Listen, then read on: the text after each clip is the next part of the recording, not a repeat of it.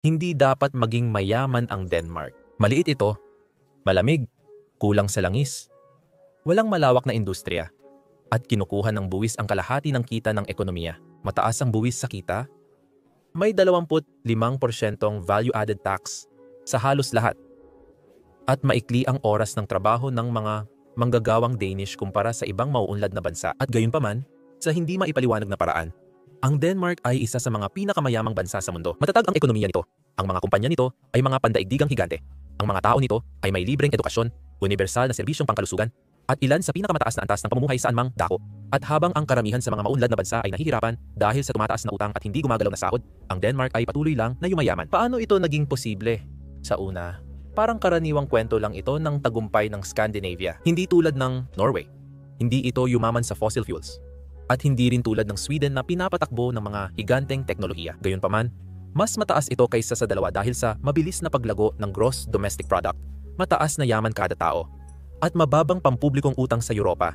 Ngunit bago natin tawaging perpektong ekonomiya ang Denmark, dapat ding makita ang mga kahinaan nito, ang mataas na gastos sa pabahay, kakulangan sa manggagawa, at presyon sa sistema ng kapakanan. Dahil sa imigrasyon at tumatandang populasyon, ay nagpapakitang may mga hamon din ang modelong Danish. Gayunpaman, mahusay gumana ang sistemang ito. Kaya paano? Paano ito nagagawa ng Denmark? Swerte lang ba o may sikreto sa kanilang tagumpay? Para malaman natin, sagutin natin ang ilang mahahalagang tanong. Bakit hindi naging hadlang ang mataas na buwis gaya ng inaasahan? Mayroon bang mga espesyal na kalamangan ang Denmark kumpara sa mga kapwa nito? At sa huli, talagang pangmatagalan ba ang patas na paraisong ito? Kapag natapos na natin ito, pwede na nating ilagay ang Denmark sa Economics Explained Leaderboard, bansa na may totoong tsansang maging number 1. Dati, mahirap na bansang agricultural ang Denmark. Umasa ito sa pagsasaka, pangingisda, at malitang kalakalan. Habang mabilis na umunlad ang Germany, Britain, at France dahil sa industrialisasyon. Bagamat nagbago ang Europa, noong ika-19 na siglo umasa pa rin ang Denmark sa pag-export ng gatas at karne, at kakaunti lang ang mga industriyang may mataas na halaga gaya ng makinarya at chemical. Sa huling bahagi ng ika-20 siglo, nahirapan ang Denmark dahil sa krisis sa ekonomiya, digmaan, at mabagal na pag-unlad ng industriya. Ngunit matapos ang ikalawang digmaang pandaigdig, nag-iba ang lahat. Kahit sinakop ng Nazi Germany noong taong 1940 hanggang 1945, nanatiling buo ang karamihan ng infrastruktura ng Denmark. Humarap siya sa malaking desisyon. Pinili nitong magmodernisa at makiisa sa mabilis na umuunlad na pandaigdigang kalakalan kaysa manatiling agraryong ekonomiya. Sa mga sumunod na dekada, binuksan ng bansa ang ekonomiya at sumali sa Nordic Council, European Free Trade Association, at kalaunan sa European Union. Dahil sa pagsali sa pinakamalaking trading bloc, nagkaroon ng access ang Denmark sa mas maraming merkado. Kaya lumago ang mga industriya nito lampas sa lokal na ekonomiya. Kasabay ng mga kapitbahay nitong Nordic, niyakap ng Denmark ang Nordic Model, isang sistemang pinagsasama ang kapitalismo at matatag na welfare state. Isa sa mga unang malaking pamumuhunan nito ay edukasyon. Naging libre ang unibersidad at bokasyonal na pagsasanay. Bihasa at madaling makibagay ang mga manggagawa dahil sa pambansang pangako sa panghahabang buhay na pagsasanay. Hindi tulad sa karamihan ng mauunlad na ekonomiya, kung saan ilang taon lang ang ginugugol sa pagsasanay at umaasa na sapat na ito para sa buong karera. Nagbunga ito. Naging produktibo ang mga manggagawang Danish at sinundan ng universal na pangangalagang pangkalusugan. Sa Denmark, dekalidad ang libreng pangangalagang pangkalusugan. Hindi tulad sa ibang bansa na nagdudulot ng problemang pinansyal sa mga pamilya at negosyo. Hindi lang ito tinitingnan bilang isang patakarang panlipunan na maganda para sa mga tao, kundi itinuturing din itong isang matalinong estratehiyang pang-ekonomiya. Ang mga malulusog na manggagawa ay mas kaunti ang araw ng pagliban dahil sa sakit at mas mahaba ang kanilang karera, na nangangahulugang mas maraming tao ang nagtatrabaho at nakakatulong sa ekonomiya. Pagkatapos, may mas nakakagulat. Bisikleta. Palaging kabilang ang Copenhagen sa pinaka-bike-friendly na lungsod sa mundo. Hindi ito aksidente. Mula noong taong 2005, nag-invest ang gobyerno ng mahigit 200 milyon sa infrastruktura para sa pagbibisikleta. Bakit? Dahil ang pagbibisikleta ay nagpapalusog sa mga tao, nagpapababa ng stress, at nagpapataas ng pagiging produktibo. Bukod sa personal na benepisyo, nakatulong ang pagbibisikleta sa Denmark na bawasan ang trapiko, pagbutihin ang hangin, at pabilisin ang pag-commute. Kaya mas maginhawa ang buhay ng manggagawa at mas epesyente ang ekonomiya. Pero hindi mura ang lahat ng ito. Noong huling bahagi ng dekada 19 at 60, gumawa ng radikal na desisyon ang Denmark. Pinalawak ang welfare state at pinunduhan ang libreng healthcare, edukasyon, at proteksyon gamit ang mas mataas na buwis. Ang tax to gross domestic product ratio nito ay tumaas mula 29% noong taong 1965 hanggang halos 50%. Nagbabala ang mga kritiko, tulad ng ginagawa nila sa karamihan ng mga ekonomiya, na ang mataas na buwis ay magpapahirap sa mga negosyo na makipagsabayan. Pero sa halip, may nangyaring hindi inaasahan. Ang isang populasyong may magandang edukasyon at malusog ay naging isa sa pinakamalalaking lakas ng Denmark. Pero hindi lang iyon ang dahilan kung bakit yumaman ang Denmark. Ang mahalaga ay ang naging resulta nito. Mataas na halaga ng inobasyon. Halimbawa dito si Novo Nordisk, itinatag noong taong 1923, ang parmasyotikong kumpanya ng Denmark ay nagtuon sa paggamot sa diabetes at naging pandaigdigang leader. Sa ngayon, kontrolado nito ang halos 1/3 ng supply ng insulin sa buong mundo at nagkaroon din ng malalaking tagumpay sa ibang larangan tulad ng mga gamot sa pagbabawas ng timbang na hindi naman talaga gamot para sa pagbabawas ng timbang. Ngunit nakatulong pa rin dito na kamakailan ay maging pinakamahalagang kumpanya sa Europa na may market cap na higit sa $350 bilyong. Nandoon din si Maersk, kumpanyang Danish na namamahala ng 14% ng pandaigdigang kalakalan. Itinatag noong taong 1904, pinalawak ni Maersk ang operasyon gamit ang estratehikong lokasyon ng Denmark sa North Sea at Baltic Sea. Isa na ito sa pinakamalalaking kumpanya ng pagpapadala sa mundo. Habang mas aktibo ang kalakalan ngayon, nandyan din ang hangin. Noong dekada 70, habang karamihan sa mga bansa ay lalo pang umaasa sa fossil fuels, gumawa ang Denmark ng kakaibang desisyon. Nag-invest ito sa lakas ng hangin. Noong panahong iyon, kakaiba talaga. Mahigit 50 taon na ang lumipas, kaya hindi pa malawak ang kaalaman ukol sa mga emisyon.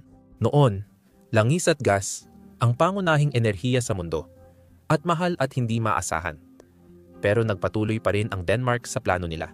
Malaki na ngayon ang balik ng kanilang puhunan. Mahigit 50% ng kuryente sa Denmark ay galing na sa hangin. Malayo sa ibang mauunlad na bansa, malaking tagumpay lalo na't issue na ang enerhiya. Ginawa rin nilang negosyo ang kaalaman na iyon. Muli, ngayon ay nangunguna ito sa buong mundo pagdating sa renewable energy. Kasama ang mga kumpanyang tulad ng Vestas na nag-i-export ng mga turbina sa iba't ibang panig ng mundo. Isa ito sa may pinakamababang carbon monoxide, 2 emissions per capita sa mauunlad na bansa. Patunay na posible ang paglago ng ekonomiya ng hindi nasasakripisyo ang kalikasan. Kahanga-hanga ang tagumpay ng ekonomiya ng Denmark bilang maliit na bansang may limitadong yaman. Pero hindi ito perpekto. Bilang isang ekonomiyang labis na umaasa sa pag-export, nahaharap ito sa tumataas na panganib mula sa mga tensyon sa pandaigdigang kalakalan at nagbabagong mga taripa. Maaaring maapektuhan ang ekonomiya dahil sa paghina ng demand sa mga produktong parmasyutiko, isang pangunahing sektor. Dahil pabago-bago ang pandaigdigang freight rates, lantad ang industriya ng pagpapadala ng Denmark sa biglaang pangyayari na maaring makaapekto sa mataas na empleyo. Kaya, paano nga ba ito nagkakaugnay-ugnay? Lalo na't isa sa pinakamataas ang tax rates sa buong mundo. Bakit hindi natakot, bumagal, or nawasak ang negosyo at pandaigdigang kompetisyon? Ang sagot ay hindi nakasalalay sa kung gaano kalaki ang buwis sa Denmark, kundi kung ano ang binubuwisan nito. Hindi tulad ng mga bansa na malaki ang binubuwis sa mga negosyo at sahod, inilipat ng Denmark ang malaking bahagi ng pasaning buwis sa personal na konsumo at kita. Ang buwis sa sahod ay gastos ng employer bukod sa sweldo, tulad ng kontribusyon sa Social Security at insurance sa pagkawala ng trabaho. Direktang nagbabayad ng income tax ang mga manggagawa sa Denmark, na umaabot sa mahigit 55%, ang pinakamataas na marginal tax rate. Pagkatapos, mayroon ding value-added tax, isang buwis sa konsumo na idinadagdag sa halos bawat binibili. Sa 25%, isa ang value-added tax ng Denmark sa pinakamataas sa mundo. Mukha man itong bangungot para sa manggagawa, may kapalit naman ito. Mababa ang corporate tax. Sa 22% lang. Ang corporate tax rate ng Denmark ay mas mababa kaysa sa Organization for Economic Cooperation and Development average na 23.6% at mas mababa pa kaysa sa 20.7% ng Germany or 25.80% ng France. At ibig sabihin nito, mas kaunti ang hadlang para sa mga negosyo kapag kumukuha ng empleyado, muling namumuhunan o nagpapalawak. Epektibo ito. Ngayon, isa ang Denmark sa may pinakamaraming bagong negosyo sa Europa. Tinutulungan nito ang mga negosyante sa pamamagitan ng grant, kaunting burokrasya at buwis na nagagantimpala sa reinvestment kaysa parusahan ang kita. Ayon sa World Bank, isa ito sa pinakamadaling bansa para magnegosyo dahil sa digital first na pamahalaan at pinadaling regulasyon. Dahil dito, ang mga lungsod tulad ng Copenhagen ay sentro ng startup at umaakit ng mga tagapagtatag at mamumuhunan sa Europa. Sa huli, napupunta rin sa mga tao ang kita ng korporasyon. Hindi sapat ang kita ng negosyo para suportahan ang mga shareholder. Kailangan nila itong ibigay bilang dibidendo o magbenta ng shares para may capital gain. Kung bubuwisan lang ang individual, pag nangyari ito, pareho lang ang resulta. Dito nagiging interesante ang usapan.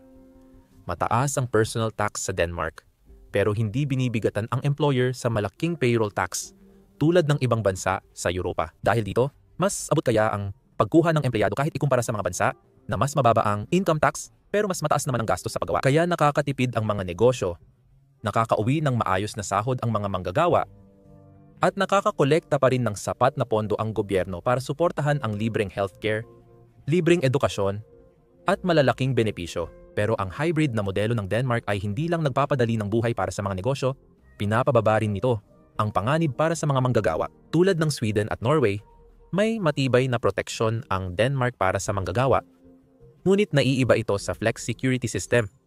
Madaling mag-hire o magtanggal ng empleyado, pero may matatag na safety net pa rin. Hindi tulad sa mga bansa gaya ng France o Italy kung saan mahigpit ang mga batas sa paggawa, kaya mahal at komplikado ang proseso ng pagtanggal ng empleyado. Ang mga kumpanya sa Denmark ay maaring magtanggal ng manggagawa na may kaunting limitasyon lamang. Pero ang pangunahing pagkakaiba ay kapag natanggal ang mga manggagawa, hindi sila pinababayaan. Ang mga natanggal na empleyado ay maaaring tumanggap ng hanggang 70% ng dating sahod sa loob ng hanggang 2 taon. Depende sa kasaysayan sa trabaho at kasunduan sa unyon. Hindi lang nagbibigay ng benepisyo ang Denmark, kundi tinutulungan din ang mga manggagawa sa pagsasanay, pagdagdag ng kasanayan, at paghahanap ng bagong trabaho. Ang resulta, hindi natatakot ang mga kumpanya na mag-hire at hindi rin nangangamba ang mga manggagawa na mawalan ng trabaho. Tinutulungan ng sistemang Danish ang mga manggagawa sa mahahalagang pagbabago sa buhay. Maaaring hatiin ng magkapareha ang parental leave na umaabot hanggang 52 linggo.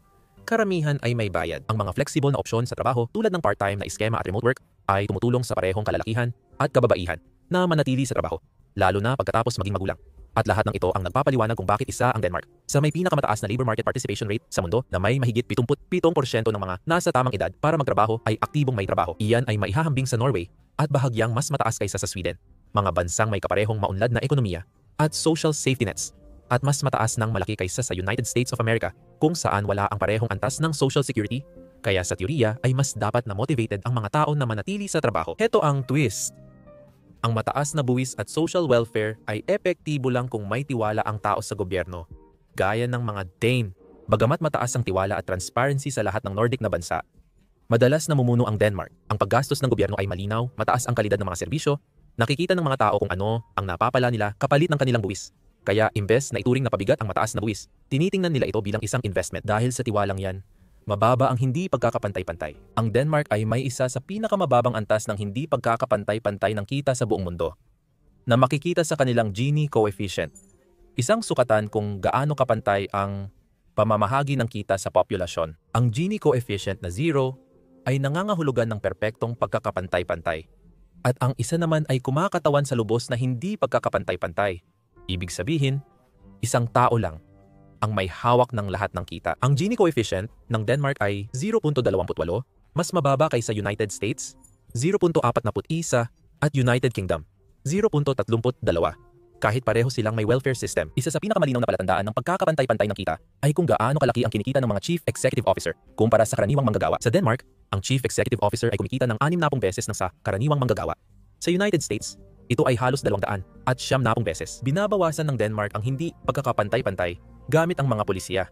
Nakikinabang ang mababa ang kita sa deductions at progresibong buwis. Ibig sabihin ng mga pulisyang ito, may ilang pamilyang mababa ang kita sa Denmark na maaaring magbayad ng epektibong negatibong income tax rate, kung saan mas marami pa silang natatanggap na suporta kaysa sa kanilang naibabayad. Nakakatulong ang polisiya sa pabahay. Sa Denmark, pwedeng mag-lock-in ng fixed mortgage rates. Hanggang 30 taon ang mga may-ari kahit lumipat ng bahay. Pinipigilan nito ang tinatawag na lock-in effect, kung saan naiiwan ang mga may-ari ng bahay sa iisang lugar dahil nagiging masyadong mahal ang lumipat kapag tumaas ang interest rates. Lalo na kung nabili nila ang bahay noong mababa pa ang interest rates. Nagbibigay ang Denmark ng malaking suporta sa paupahang pabahay para sa mga pamilyang mababa ang kita. Kaya abot kaya ang pabahay kahit sa malalaking lungsod. Lahat ng ito ay nag-aambag sa isang bihirang resulta. Isang matatag at malakas na gitnang uri na siyang nagtutulak ng pag-unlad. Kaya oo, gumagana ang modelo ng Denmark, pero nagbubukas ito ng mas malaking tanong. Kaya ba talagang kopyahin ito ng ibang mga bansa? Komplikado ito. Dahil kahit mukhang okay ang mataas na buwis sa Denmark, hindi ibig sabihin gagana ito sa lahat ng lugar. May mga kalamangan ang Denmark na wala sa ibang bansa, gaya ng laki nito. Dahil maliit ang populasyon ng Denmark na 5.9 na milyon, kaya nilang mapanatili ang mataas na tiwala at buwis nang hindi nahihirapan sa pamamahala. Ihambing mo yan sa United States na may 345 milyong tao o Germany na may 84 na milyon. Mas mabilis kumilos at pamahalaan ang maliliit na bansa. Mas simple ang koordinasyon ng serbisyo at madaling baguhin ang polisiya kapag may mali. Nakakatulong din na ang Denmark ay isa sa pinaka-homogeneous na mga bansa sa mundo. Mahigit 84% ng populasyon nito ay etnikong Danish at karamihan ng mga tao ay may magkakaparehong kultural at historical na pinagmulan. Ang mga ekonomista, sa malinaw na mga dahilan, ay nais maging maingat sa kung paano nila ito sinasabi. Pero likas sa tao na ang isang maliit at magkakatulad na grupo ay lumilikha ng pundasyon ng tiwala, lalo na pagdating sa mga bagay tulad ng buwis. Ayon sa isang Gallup poll, 88% ng mga Danish ang nagsasabing masaya silang magbayad ng buwis dahil naniniwala silang mahusay itong ginagamit ng kanilang gobyerno. Ngayon, ihambing mo yan sa United States kung saan 16% lang ang nagsasabing nagtitiwala sila sa federal na gobyerno na gagawin ang tama. Sa lipunang walang tiwala, ang mataas na buwis ay nakikitang pagnanakaw. Iniisip ng mga tao na nasasayang lang ang kanilang pera at ang mga dekada ng pagkakabuhol-buhol ng politika, lobbying ng mga korporasyon at labis na burokrasya ay lalo lang nagpapalakas ng paniniwalang iyon. Pero bukod sa tiwala, nakikinabang din ang Denmark sa heograpiya at kalakalan. Ang Denmark ay nasa gitna ng Europa at napapalibutan ng mayayamang pamilihan. Halos 70% ng kanilang mga export ay napupunta sa mga bansang Europeo at ang kanilang ekonomiyang nakabatay sa kalakalan ay umuunlad dahil sa matatag na internasyonal na ugnayan. Ihambing ito sa Brazil na nakadepende ang export sa pabago-bagong kalakal gaya ng soybeans at iron ore. Kapag bumaba ang presyo sa mundo, apektado ang ekonomiya. Mahirap panatilihin ang Danish style na mataas ang buwis at benepisyo sa ekonomiyang may malalaking agwat sa kita, mahihinang institusyon at politikal na kaguluhan. Kasama rin ang kasaysayan. Hindi agad nabuo ng Denmark ang kanilang modelo. Inabot ito ng mga dekada ng unti-unting reforma at pag-aayos na sinuportahan ng tiwala sa pagitan ng gobyerno, negosyo at mga manggagawa. Ang mga bansang may kasaysayan ng kaguluhang pampulitika, mahinang institusyon o korupsyon ay mahihirapang magpatupad ng ganitong sistema. Madali bang gayahin ng ibang bansa ang modelo ng Denmark? Hindi. Pero pwede silang matuto rito. Mahalagang aral dito. Mataas na buwis ay hindi agad nakakasira sa ekonomiya kung maayos ang pamamalakad. Maraming bansa ang labis na umaasa sa buwis sa negosyo at sahod, kaya nababawasan ang pagkuha at paglago ng negosyo. Sa Pransya, dahil mataas ang social security contributions ng employers, nagiging mahal ang pagkuha ng empleyado, bumabagal ang paglikha ng trabaho, at tumataas ang unemployment rate. Iniiwasan ng Denmark ito sa mababang buwis sa korporasyon at sahod, at pag-asa sa value-added tax at income tax. Isa pang mahalagang aral, ang pamumuhunan sa pangmatagalang produktibidad ay nagbubunga ng maganda. Naglalaan ang Denmark ng halos 6% ng gross domestic product sa edukasyon, kaya mataas ang kasanayan ng manggagawa. Naglalaan ito ng higit 3% ng gross domestic product sa R&D, kaya kabilang ito sa pinaka-inobatibong ekonomiya sa mundo. Sa Italia, 4% lang ang ginagastos sa edukasyon at 1.4% sa R&D, kaya hindi nakapagtataka na hirap ito sa produktibidad at lumiliit ang industriya. Ang aral dito, mahalaga ang pamumuhunan sa tao at inobasyon tulad ng ginagawa ng Denmark para sa patuloy na pag-unlad ng ekonomiya. At sa huli, mahalaga ang flexibility sa merkado ng paggawa. Sa mga bansang may mahigpit na labor laws o mataas na unemployment, mahalaga ang balanse ng proteksyon sa manggagawa at flexibility ng negosyo para sa pag-unlad ng ekonomiya. Pero heto ang totoo. Kahit ang Denmark ay may mga hamon din, simula taong 1980 at 80, karamihan ng paglago ng populasyon sa Denmark ay dahil sa imigrasyon. Sa kabila ng lahat ng proteksyon na ibinibigay sa mga taong nagsisimula ng pamilya, hindi pa rin nila ito ginagawa. Nakatulong ang imigrasyon sa kakulangan ng manggagawa sa healthcare, construction, at serbisyo. Pero nagkaroon ng tanong tungkol sa kinabukasan ng modelo ng kapakanan ng Denmark. Ayon sa pag-aaral, mas mataas ang unemployment at mas mababa ang buwis ng mababang kasanayang migrante, kaya may alinlangan sa pangmatagalang pagpapanatili. Pinaigting ng gobyerno ang mga kondisyon sa benepisyo, nilakihan ang requirements sa paninirahan at trabaho ng mga bagong dating, at ipinatupad ng Denmark ang work-first approach. Inuuna ang integrasyon at trabaho kaysa pangmatagalang suporta. Kasabay nito, umaasa pa rin ang bansa sa mga may kasanayang migrante para suportahan ang mahahalagang industriya, kaya nagpakilala ito ng mga fast-track na programa ng visa para sa mga propesyong mataas ang demand tulad ng mga inhinyero at information technology specialist upang makaakit ng dayuhang talento na makakatulong sa ekonomiya nito. Isa itong maselang balanse at maaring ito ang pinakamalaking hamon sa pulisya ng Denmark sa mga darating na dekada. Ngunit hindi lang imigrasyon ang hamon na kinakaharap ng Denmark katulad ng ibang maunlad na bansa. May hamon din ang Denmark sa tumatandang populasyon. Halos 1 sa 5 Danes ay higit 65 taong gulang. Ang tumatandang populasyon ay nagdudulot ng mas mataas na gastos sa kalusugan, kakaunting nagbabayad ng buwis, at dagdag na presyon sa pensyon. Malaking hamon sa welfare state. Dito talaga nakasalalay ang lakas ng Denmark, ang kakayahan mag-adapt, ang modelong tumulong bumangon mula sa digmaan at imodernisa ang ekonomiya ay ginagamit ngayon para harapin ang mga hamon gaya ng pagbabago sa demograpiko, automasyon, at klima. Itataas ng Denmark ang retirement age sa 70 at ikokonekta ito sa life expectancy para maging sustainable ang sistema. Isa ito sa pinakamabilis mag-digitize ng pampublikong serbisyo sa Europa. Gamit ng 70% ng mga Dane ang digital identification para sa health, banking, at government portals. Malaki rin ang puhunan nila sa healthcare innovation mula robot-assisted operations hanggang artificial intelligence diagnostics sa ospital. Layunin nito na mapagaan ang kakulangan sa manggagawa. Sumusubok din ang Denmark ng automation at artificial intelligence sa iba't ibang industriya mula sa autonomous na pagsasaka hanggang sa smart port logistics, kabilang na sa Maersk, kung saan ginagamit na ang machine learning para i-optimize ang mga global shipping route. Sa matagal na panahon, ang pinakamalaking yaman ng Denmark ay ang mga tao nito. Malaki ang ipinuhunan nila sa mga tao at malaki rin ang inaasahan nila mula sa mga ito kapalit nito. Habang tumatanda ang mga tao, kakailanganin ng bansa ang teknolohiya para punan ang mga trabahong hindi na kayang gawin ng tao. Sa kabutihang palad, dahil sa malaking yaman at tiwala na ang mga teknolohiyang ito ay gagamitin para suportahan ang mga tao at hindi lang para palitan sila, malamang na isa ang Denmark sa mga bansang pinakamagandang posisyon para harapin ang mga hamong ito. Sige, sa lahat ng iyan sa isip, oras na para ilagay ang Denmark sa Economics Explained Leaderboard. Ang Denmark, na may gross domestic product na mahigit 400 at $7 bilyong ay ika-35 sa pinakamalaking ekonomiya sa mundo, kasunod ng Vietnam at bahagyang mas malaki sa Iran. Hindi man malaki, pero respetado pa rin ang bansang mas maliit pa sa populasyon ng New York. Nakuha nito ang 7 sa 10, may populasyong 5.9 na milyon. Ang per capita gross domestic product nito ay nasa 75,000, isa sa pinakamataas sa mundo. Mas mataas pa ito kaysa Alemanya, United Kingdom, Netherlands, at Qatar na may napakaraming langis.